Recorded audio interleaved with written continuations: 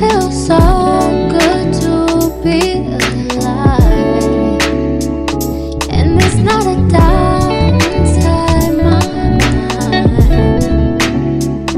that you're still here, right here by my side. Take some rain with my sunshine. Take some rain with my sunshine. Take some rain with my sunshine. Take it easy, simple like summertime. Take it easy. Take it easy, simple.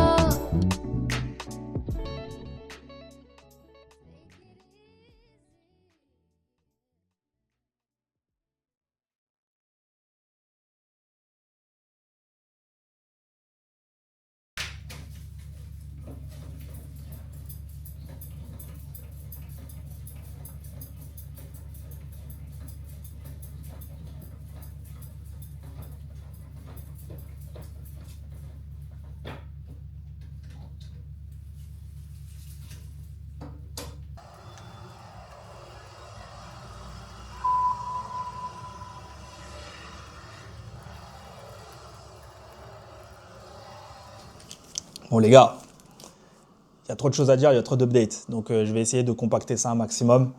Parce que sinon la vidéo elle va durer 40 minutes et c'est pas le but. Donc en fait il y a tellement de choses qui se passent en ce moment que ça va être très très dur pour moi de compacter tout ça en fait. Ça va être très très dur de compacter tout ça, mais je vais essayer de faire de mon mieux. Mais ouais, il y a là les choses à dire, il y a là les choses qui se passent. Et c'est important que je fasse des updates sur ça, d'autant que, vas-y, le titre de cette vidéo, c'est que je suis en train de créer 2 agences. Et effectivement, je suis en train de créer 2 agences. Après, quand on dit 2 agences, je m'entends, mais je vais expliquer pourquoi j'ai choisi ce titre. Mais déjà, la première chose qu'il faut savoir, c'est que ma template pour Framer a encore été refusée. Donc je pense que ça va être un running gag sur cette chaîne, hein. Ça va être un running gag. Mois de mars, la template a été acceptée? Non. Avril, la template a été acceptée? Non. Juin, la template a été acceptée? Non. Donc, ouais, je pense que ça va être un running gag sur cette chaîne. Je vais vous dire si je continue à bosser dessus, mais c'est vrai que c'est assez frustrant. C'est assez frustrant parce que, voilà, on fait un produit, on ne sait pas vraiment si le produit va être vendu, quoi. Et c'est vrai que, voilà, Framer nous donne des updates à faire. Ouais, il faut faire ci, il faut faire ça, etc. Mais moi, à la fin, j'ai aucune certitude, même si je fais du marketing, que la template va être vendue. Donc c'est comme si je bossais gratuitement. Et sachant que voilà, il y a des choses qui se font à côté et que c'est de plus en plus intense ce qui est en train de se passer, je vois pas pourquoi je bosserais alors que j'ai aucune certitude que le produit va être vendu, quoi. Mais bon, ça après, c'est l'entrepreneuriat même en général. L'entrepreneuriat, c'est comme ça, tu as la certitude de rien, tu fais des choses, parfois tu fonces dans le vide et sans t'en rendre compte. Et voilà, ça fait partie du jeu. Ça fait partie du jeu. Mais bon, on va voir ce que ça donne. Mais ouais, je compte pas faire d'update sur la template avant longtemps, sachant que voilà, il y a des choses que je dois prioriser. Mais ouais, concernant SatB Supply, alors ce qu'il faut savoir, c'est que SatB Supply a été en stand-by pendant longtemps. Donc je crois que le site a été en stand-by pendant 5 ou 6 mois, le temps que je fasse une restructuration pour vraiment le mettre en mode agence cette fois-ci. Parce que le but, c'est vraiment qu'à long terme, ça devienne une agence et qu'on traite que des sujets de web design avec des clients. Et c'est vrai qu'à la base, moi, j'étais très très réticent au fait d'avoir des clients. Je voulais uniquement vendre des produits. Chose que je fais toujours d'ailleurs, hein. Je vends toujours des produits avec SatB Supply. Je vends surtout des templates pour Framer. Et avant, je vendais des templates pour Webflow. Alors, ce qu'il faut savoir avec Webflow, c'est que j'étais le premier créateur français à vendre des templates pour Webflow. Ça bouge pas. Et c'est toujours bien de le rappeler parce que même si aujourd'hui ça n'a plus vraiment de valeur, en soi pour moi ça n'a plus vraiment de valeur de dire que ouais, j'étais le premier créateur français de Webflow, ok c'est cool, mais aujourd'hui quelle valeur ça apporte?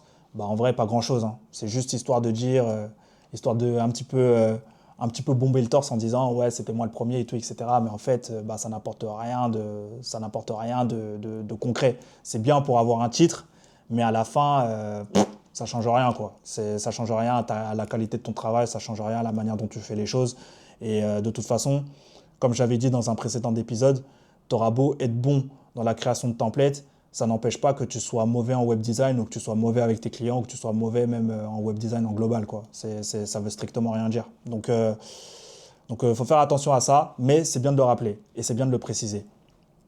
Donc, voilà, je vends toujours des templates pour Framer, en fait, avec Sadbase Supply, mais c'est vrai que j'ai un positionnement de plus en plus typé agence et qu'il y a possibilité que j'ai de plus en plus de clients. Donc, pour l'instant, on reste sur un positionnement très, très orienté produit, mais je sais qu'à terme, l'idée, ce sera vraiment de faire un site et même au niveau de la communication, d'avoir quelque chose de très, très orienté. Bon, nous, on prend des clients et on a envie de bosser avec des clients et on a un ticket d'entrée. Et là, on est sur un positionnement qui est plus typé mid-range premium.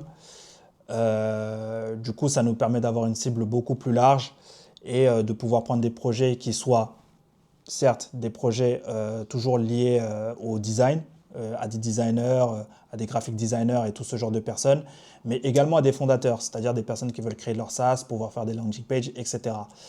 Et je pense que c'est la meilleure façon de faire, d'autant que la plupart des gens qui vont se mettre à faire du design dans la tech, ils ne font pas de design typé agence, graphic design, tout ce genre de trucs.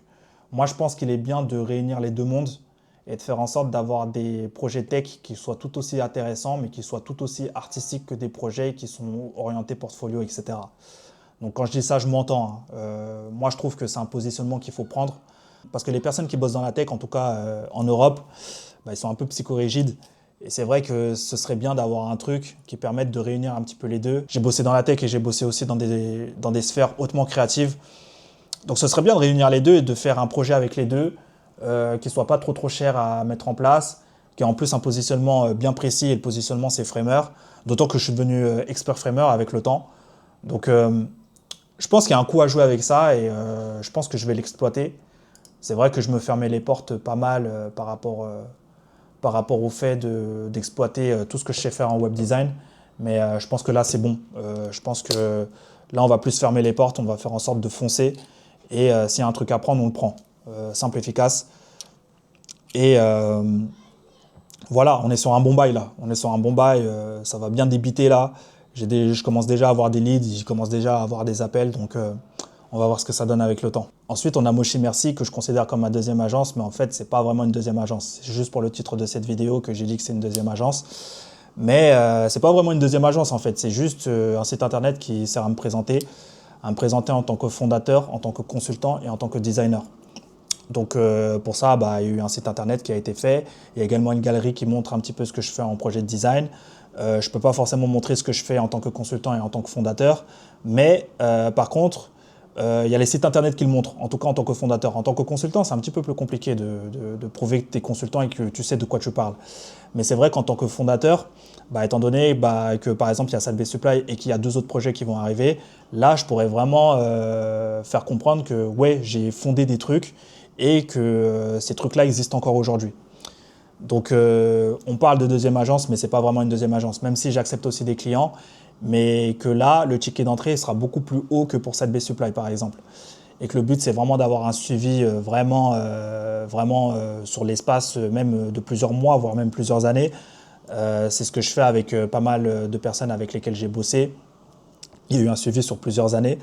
Et le but à la fin, c'est d'être payé pour ça, quoi, tout simplement, parce que c'est de la consultation, on est également consultant. Et je me suis rendu compte que en fait, j'en connais bien plus sur le secteur du web que ce que je pensais réellement.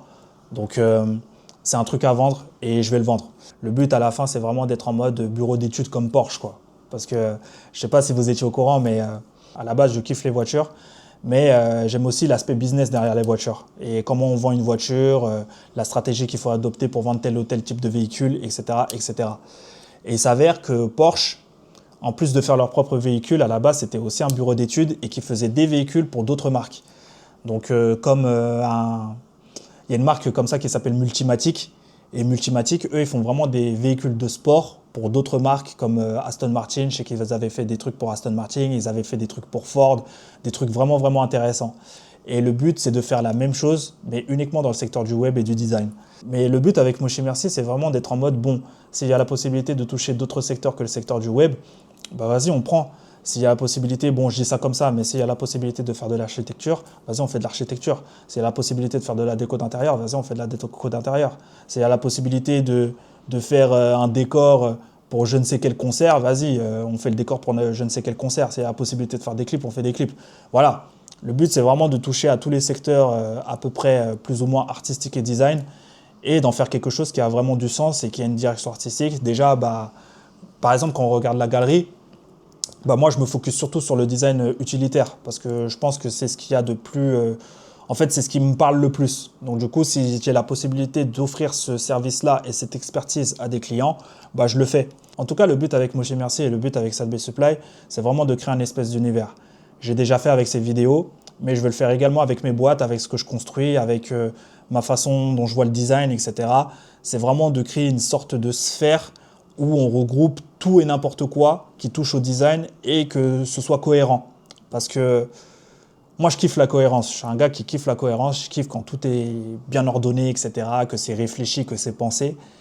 Et c'est vrai que si on peut faire ça si je peux faire ça dans mes boîtes, tout en n'étant pas trop psychorigide non plus et qu'on peut également s'amuser sans forcément...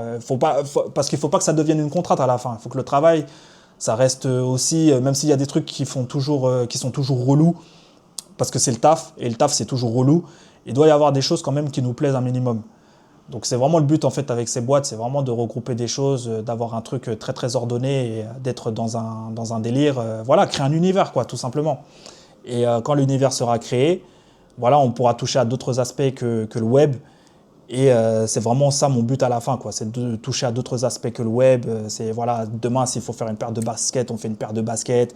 Demain s'il faut faire une déco intérieure, on fait une déco intérieure. Voilà, c'est ça le délire. Et c'est ça qu'on cherche à construire.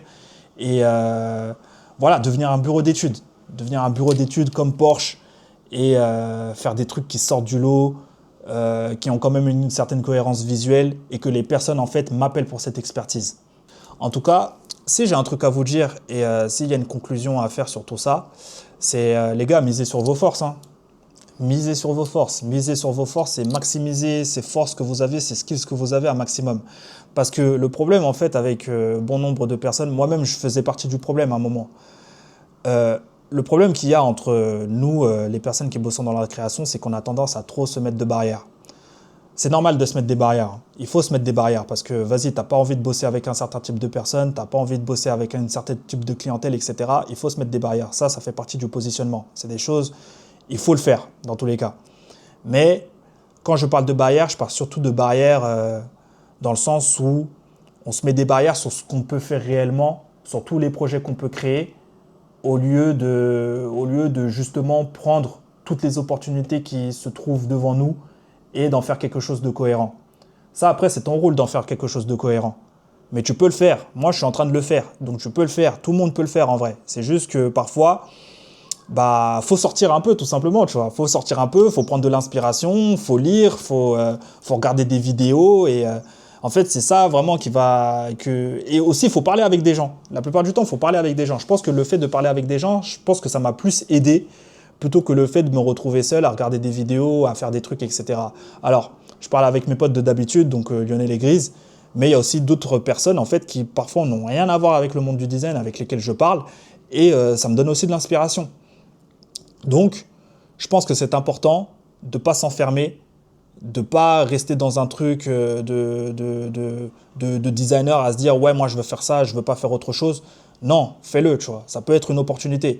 Moi, je ne voulais pas faire de service. Au final, je fais du service et aujourd'hui, voilà, il y a des leads qui viennent de partout. Parfois, je ne sais même pas comment gérer. Je me dis même que je vais devoir recruter à un moment ou à un autre. Donc, moi, tout ce que j'ai à dire, c'est, les gars, en vrai, prenez toutes les opportunités qui s'offrent à vous et arrêtez de vous mettre des barrières, là. Arrêtez de vous mettre des barrières et misez sur vos forces, les gars. Parce qu'en vrai de vrai, je vous dis la vérité, c'est un truc qui nous tue en tant que designer. C'est un truc qui nous tue en tant que designer, le fait de vouloir être en mode vas-y, moi je veux faire uniquement ça, je veux pas faire autre chose et rester têtu sur ça. Non, parfois tu dois un petit peu dériver du chemin que tu avais pour pouvoir retourner sur le chemin et sur ta roadmap en toute sérénité.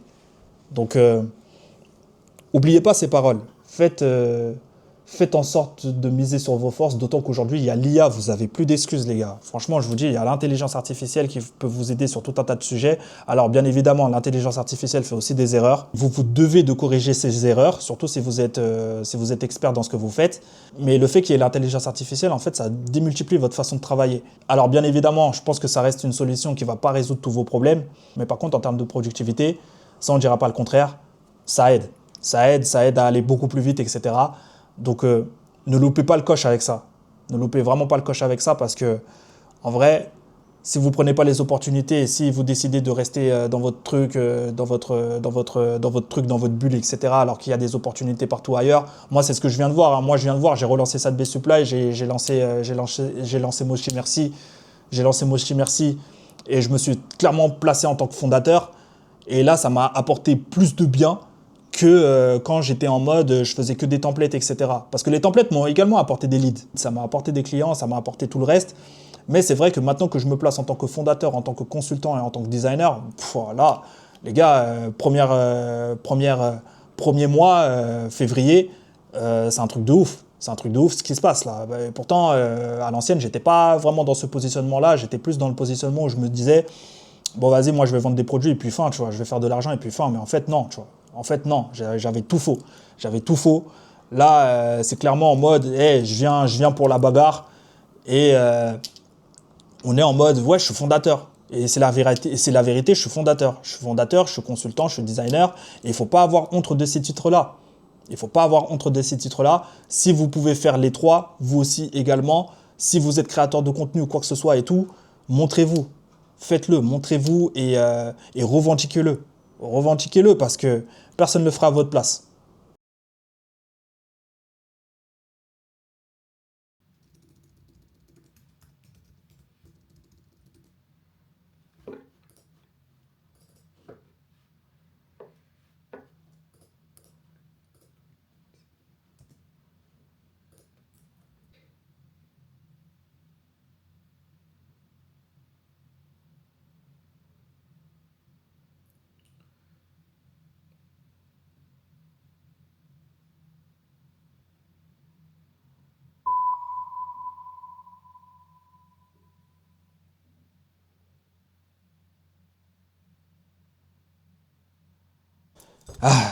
Mon site d'inspiration est enfin terminé. Il est enfin terminé et normalement il sort en mars 2026. Donc, bon, plus qu'à acheter un nom de domaine, à le mettre en ligne et puis, et puis on est bon, on est bon. Donc ça c'est la première chose. Deuxième chose, je voulais finir par une phrase qui m'a marqué.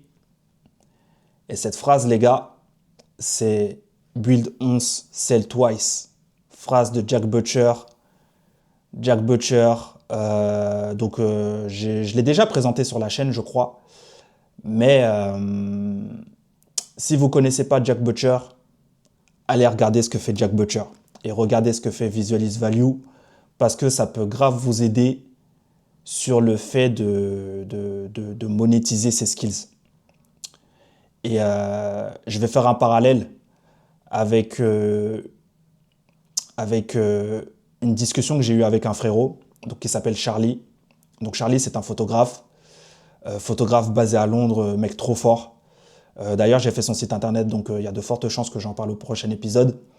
Il y a encore des choses à peaufiner, une communication à faire, donc c'est pour ça que j'en parle pas maintenant. Sinon, j'aurais pu en parler maintenant. Ouais, c'est super intéressant parce que, en fait, on se parlait du fait de monétiser son art. Et la plupart des artistes ont ce que j'appelle le syndrome de l'artiste. Et ce syndrome de l'artiste, c'est qu'ils ne veulent pas transformer leur art en une entreprise. Ce que je peux comprendre, hein, ce que je peux comprendre tout à fait parce que, voilà, on a l'impression que tu es beaucoup moins authentique. Et puis, ouais, c'est la réalité. Hein. Je pense vraiment qu'il y en a qui ont vraiment une démarche mercantile, vraiment relou.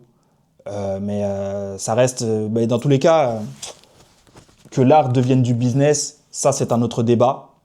Mais je pense que si tu as envie de vivre de ton art, tu peux élaborer une stratégie pour ne pas forcément rentrer dans une démarche purement mercantile en restant authentique. Mais ouais, je pense que tout ça, c'est une histoire de stratégie en fait. C'est comment toi tu places ton art et comment tu as envie de monétiser ton art sans forcément que ça devienne quelque chose d'abject, tout simplement. Et ça, c'est juste de la stratégie, les gars. Franchement, c'est juste de la stratégie et c'est un petit peu à la tête du client aussi. On va pas se mentir, c'est un petit peu à la tête du client, mais tout n'est qu'une question de stratégie. Comment tu gères ta stratégie, comment tu veux être perçu.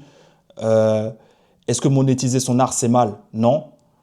Est-ce que la stratégie peut t'aider à monétiser ton art tout en restant authentique? Oui. Donc, pour moi, c'est une simple question de savoir comment tu fais ta distribution, etc. Et je pense pas qu'il y ait de mal forcément à monétiser son art. Mais en fait, il faut toujours prendre le juste milieu parce que il y en a plein qui prennent soit un extrême, soit un autre et qui ne sont pas dans un juste milieu. Je pense que c'est important aussi de prendre un juste milieu et je pense pas qu'il faille aller d'un endroit à droite ou à gauche. Je pense vraiment que, voilà, parfois il faut savoir se servir du juste milieu.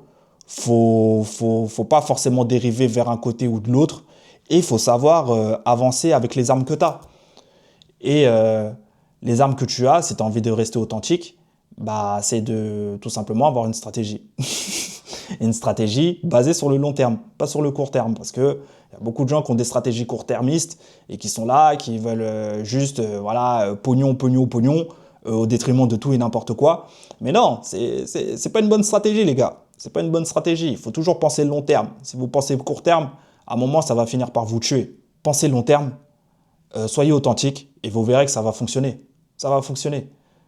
Si vous avez des skills et que vous pouvez monétiser ces skills, c'est pareil. C'est comme les artistes en vrai, parce que les personnes souvent qui ont des skills, qui ont beaucoup, beaucoup de skills, moi je sais parce que je fais partie du problème, les personnes qui ont beaucoup, beaucoup de skills, alors je dis pas que j'ai beaucoup, beaucoup de skills, je suis pas en train de me mettre sur un trône ou quoi que ce soit, mais les personnes qui ont beaucoup, beaucoup de skills en général et qui connaissent leur sujet, ben, ils ont tendance à se brider beaucoup. Ça, c'est ce que je vous avais dit le jour précédent.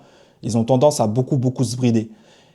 Et je pense que, les gars, se brider dans un truc où on réfléchit trop, on se dit que ouais, faut faire ci, faut faire ça, etc., faut le faire de telle ou telle façon. Je pense pas que ce soit la bonne chose je pense pas que ce soit la bonne chose à faire. Je pense que voilà, il vous faut une stratégie, faites une stratégie aux petits oignons, sachez là où vous voulez aller et comment vous voulez y arriver. Et ça va bien se passer, les gars. Franchement, ça va bien se passer. Moi, depuis que je me casse plus trop la tête avec tous ces trucs-là de ouais, moi, je voudrais faire les choses comme ci, comme ça, etc. Non, ça me. Aujourd'hui, aujourd'hui, ça n'a. Enfin, c'est en train de décoller parce que, en fait, j'ai simplifié ma stratégie, tout simplement. Et parce que je suis plus dans cette démarche où je me dis, ouais, moi, je veux être dans telle ou telle démarche et je veux pas dériver de ce que je fais. Donc, si j'ai un conseil à vous donner, et je pense qu'on peut conclure cette vidéo sur ça, c'est build once, sell twice, restez authentique et lâchez rien. Lâchez rien, hein, parce que je vais vous montrer un tweet là que j'avais vu récemment. Non, c'est même pas traduit, c'est en français. Mettez-vous en tête qu'on rentre dans une ère où la seule sécurité professionnelle, c'est la capacité à créer quelque chose à partir de rien et pas un diplôme, pas un réseau, pas un titre, juste vous, une idée et l'obstination de la rendre réelle. Tout est dit là-dedans. Créer quelque chose à partir de rien, c'est devenir un builder. Vous n'avez pas d'autre choix qu'aujourd'hui pour vous en sortir dans la vie que de devenir un builder. Si vous ne savez pas comment être un builder, apprenez à devenir un builder. Ça prendra 5 ans, ça prendra 10 ans, ça prendra peut-être moins que ça. Mais apprenez à devenir un builder et débrouillez-vous par vous-même. Débrouillez-vous par vous-même, les gars, parce que aujourd'hui, là, les mecs, c'est devenu dur. Hein.